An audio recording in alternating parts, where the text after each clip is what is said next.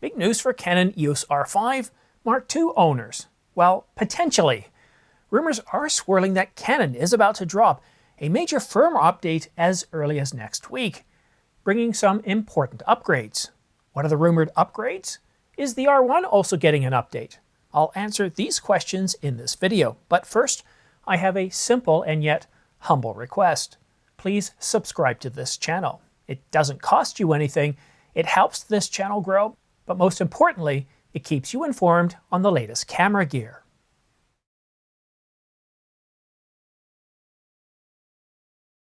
Now, it is important to note that these are rumored specifications, that we don't have confirmation that they're coming directly from Canon or that Canon has made any sort of specific announcement. But that being said, the vast majority of these are coming directly from Canon rumors. Now, all we've been told is that a firmware update is coming. The specifications, the details, well, that is something we haven't been told. However, if you happen to be sitting on information, you've overheard something through the grapevine, I'd be really interested in knowing a little bit more through this email address here, and sure would the rest of the viewers. So if you've got something you can share with us, please go ahead and reach out.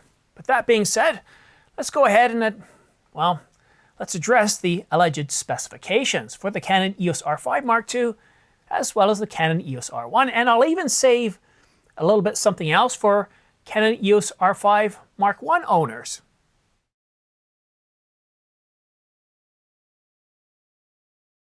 First up, the biggest rumored upgrade of all, at least as far as I'm concerned, is 4K fine up to 60 frames per second. Technically speaking, this is something pretty easy for Canon to carry out. After all, the sensor is capable of 8K video up to 60 frames per second raw. So downsampling to 4K fine up to 60 wouldn't be a technically difficult thing to achieve. However, it's possible that we could see a reduction in record time, as the camera would generate more heat in 4K fine, 60 frames per second. And of all the specifications that I'm going to go through here today, to me, this is the most plausible one that we could see. I mean, it makes sense. And right from the very beginning, when this camera was first released, I was shocked. Jordan Drake was shocked. Tony Northrup, well, he was shocked too, because, well, I don't know if you know this, but Tony really likes to shoot in 4K 60 frames per second. And you know what? I don't blame him. But with the cost of storage, I've got over 20 terabytes of storage here, and I still can't afford to shoot at 4K 60. Anyhow, let's go ahead and move on to our next rumored specification that's supposed to be coming in the next Canon R5 II firmware update.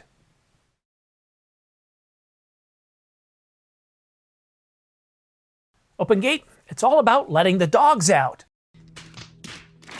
Seriously though, and that is the last bad joke in this video, and I know, I wouldn't even call that a joke. You should see the look that Ryan's giving me right now. What OpenGate does is essentially it gives you, well, it captures the entire sensor, not just a particular aspect ratio. So for those of you wanting to shoot with multiple different aspect ratios without shooting from a different camera, shooting from the same exact viewpoint, well, this is a really big deal. Or if you just don't like people setting your boundaries and choosing your own aspect ratio, well, there you go as well. And again, technically speaking, like the previous rumored update to the R5 Mark II, this one technically isn't very hard to do. But again, because you're capturing more information, you're going to be generating a little bit more heat. But I think with the Canon EOS R5's new, how should we say, thermal management system and that battery grip that actually has an active fan in it, I don't really think this would be, I don't think it would really cut back on our recording times. But still, at least having it as an option where we can play around with it. And you know, when I say playing around, I'm talking about actually using it, trying it out. And that's something very interesting, because when we get a camera, we buy it for what we're looking for. And as a video shooter, you might think, I don't use OpenGate, therefore I don't need it. But having it there, after a while, you're going to be sitting down one day, you're kind of bored and don't know what to do, or you can't sleep and don't know what to do. You might try OpenGate and it might surprise you. It was the same with me with the Mark I. I never thought I would use 8K. Now 8K oversampled 4K or 4K fine up to 30, that I use all the time, but shooting in 8K by itself, I didn't do it much. But when I did, I was absolutely shocked by the level of detail. And I could show you that right here, right now in this video, but with YouTube's compression, you've got to see it on your own screen. And even though I was watching it on a 5K monitor, it was absolutely just breathtaking. It was absolutely shocking. But what about the probability that we'll see this one here? Well, unlike 4K fine, which is in keeping with Canon's vision of what their cameras are for, OpenGate is one of those, how should we say, video-centric cinema-type capabilities that Canon's never really addressed in their mirrorless cameras. Lumix and others, yes, it's part of their bread and butter. I'm just not sure that Canon has picked up on that yet. This one here, I think the probability of getting it, I would say, is low, although I'd be very excited by it.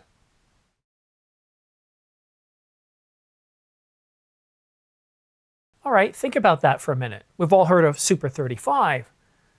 APS-C, shooting full sensor APS-C with a 17:9 aspect ratio. I mean, this would be ideal for shooting classic cinema formats while taking advantage of the crop factor, giving you more reach with your lenses. It's really great for creatives, documentary filmmakers, narratives.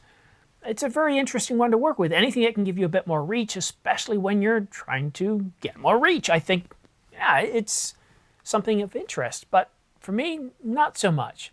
And technically speaking, though, how hard would it be for Canon to implement this? Well, not hard at all. I mean, it'd be very simple to do. And in terms of overheating the camera, generating more heat, the architecture, well, we're not looking at really much of a change anywhere. It would be a change to the code, but in terms of how the camera operates, the thermal envelope, I really wouldn't expect to see much of any impact whatsoever. So while it's one of those capabilities that I probably wouldn't have use for unless, of course, I couldn't sleep and wanted to try it out, I think this is one we could very well see in the Canon EOS R5 Mark II firmware update. What do you think? A strong possibility or not so much?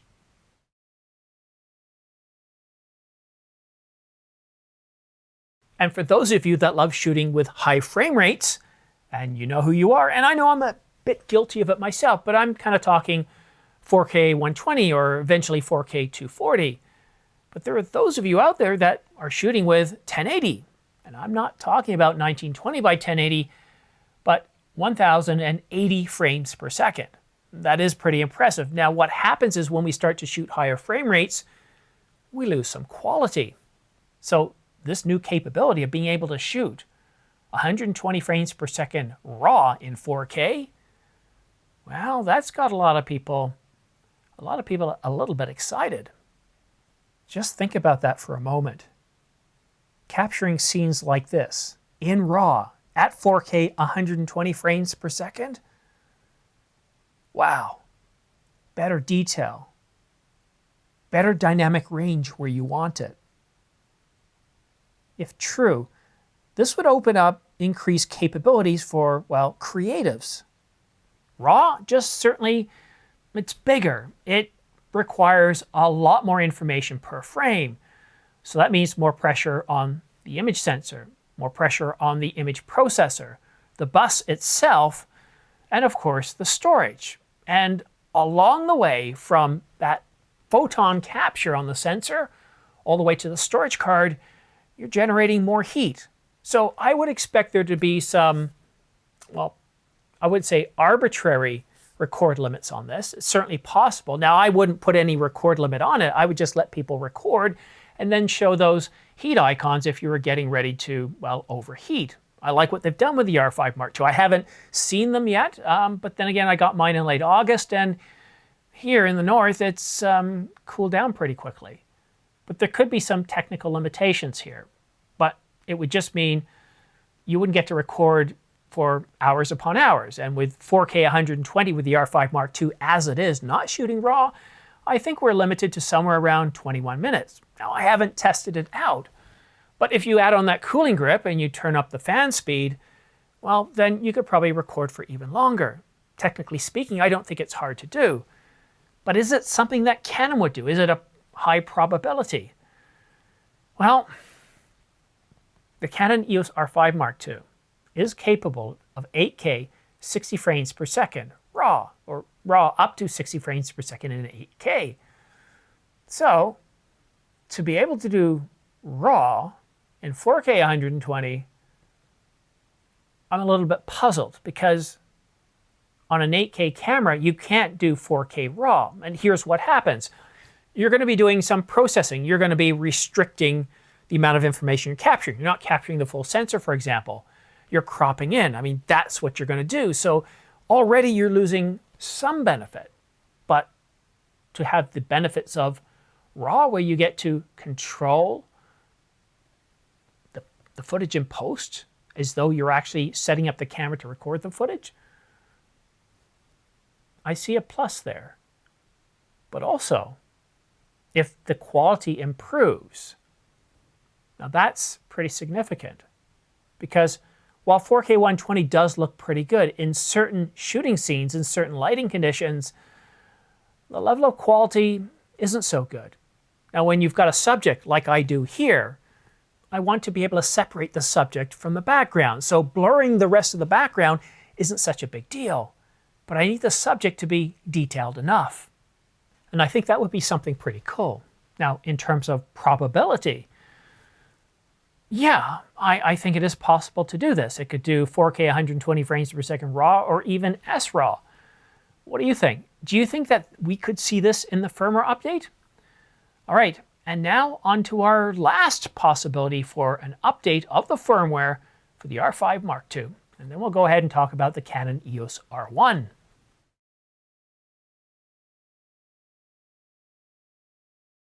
The other rumored update to the Canon EOS R5 Mark II is tweaks and improvements to the autofocus system. I think the autofocus system in the R5 Mark II is very good, but I have heard from many viewers that there are some, how shall we say, kinks in the system. So to be able to work those out would be nice, but I'm wondering what kind of enhancements Canon could provide to the autofocus system. And in terms of probability, I'd put this one high up on the list. And technically speaking, well, Canon's already been doing an awful lot of work, filing an awful lot of patents to improve the autofocus system in their mirrorless cameras, their security cameras, their medical equipment imaging cameras. So I'd say this one's almost a foregone conclusion, and it's one of the capabilities we've talked about in this video that actually benefits photographers and not just videographers. But now let's round things up with a conclusion.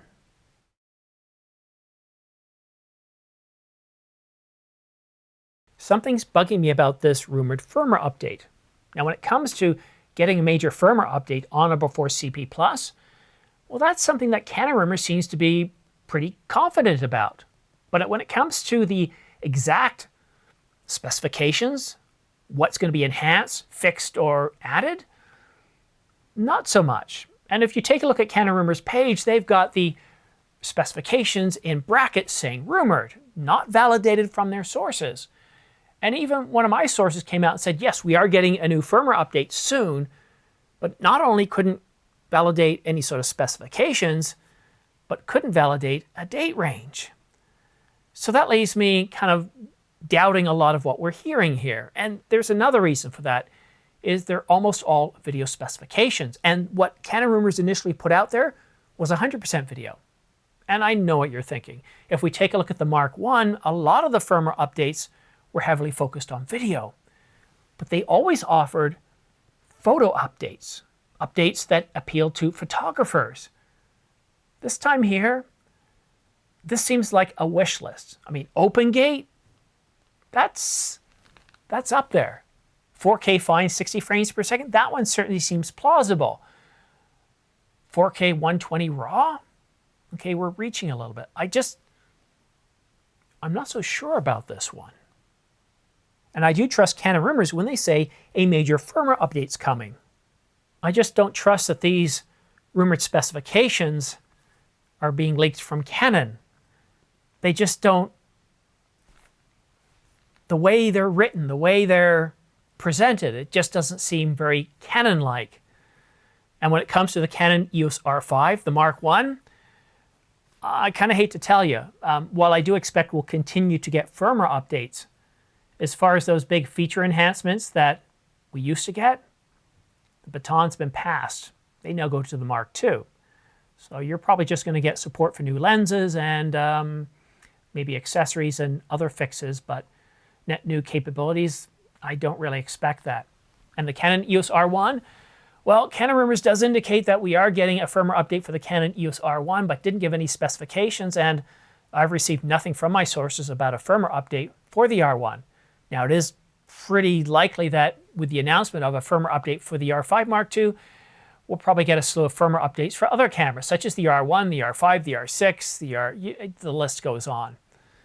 But maybe you don't own any of these cameras, and you're wondering, which one should you get?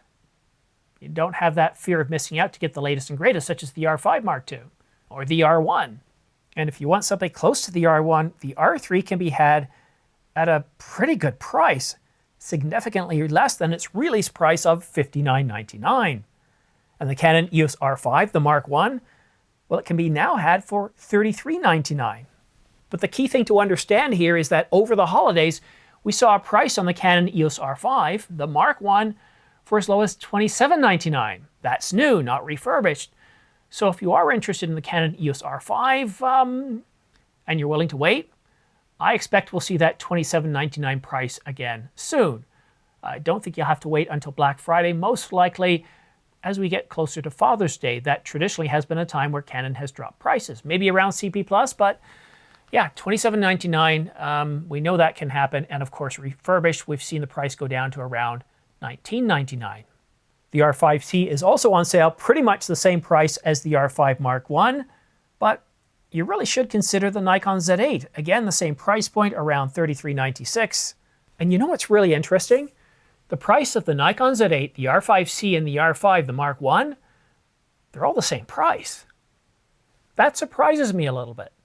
For 2025, we're supposed to be getting the Nikon Z9 Mark II, and all signs are pointing towards a Q3, Q4 announcement. I'd say late October, early November is the most likely time frame for the Z9 Mark II. And if you look at the Mark I, well, it came out in October as well, with the Z8 coming out the following year.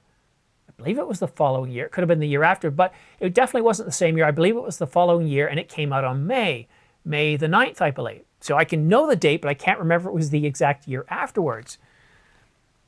To price the Nikon Z8 down to the price of the R5 Mark I, not the R5 Mark II, which I think it's closer in terms of capabilities, seems a little bit odd. Why would they price it to the price of a 4-year-old camera when their camera is newer? Unless, of course, they're clearing out inventory because the Z8 is coming out in 2025. I'm a little bit puzzled by that one. That price, $600 off for the Nikon Z8, that one's got my attention. What do you think? Do you think we're going to get the Nikon Z9 Mark II and the Nikon Z8 Mark II here in 2025? Well, my money's on the Z9 Mark II. And it was on the Z8 Mark II in 2026, but that price is really surprising me. Anyhow, if you are interested in purchasing these cameras or any of the other cameras I had listed in the description down below, then please consider using my affiliate links, because quite literally, guys, this keeps the lights on. It helps keeps the channel going. I don't like doing sponsorship ads at the beginning of the video. I think they really get in the way.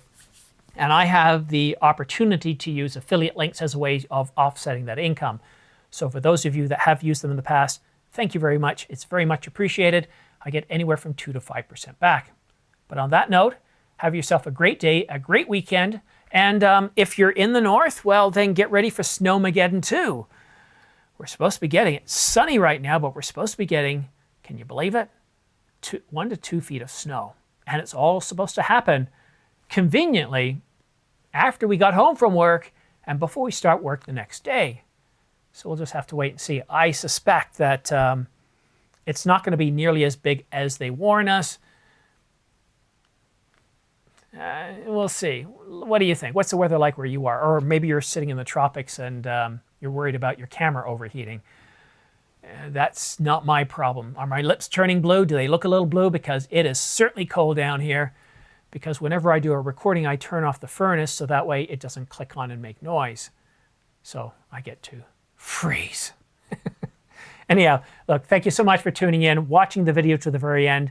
Have yourself a great day, great weekend, and we'll see you again soon.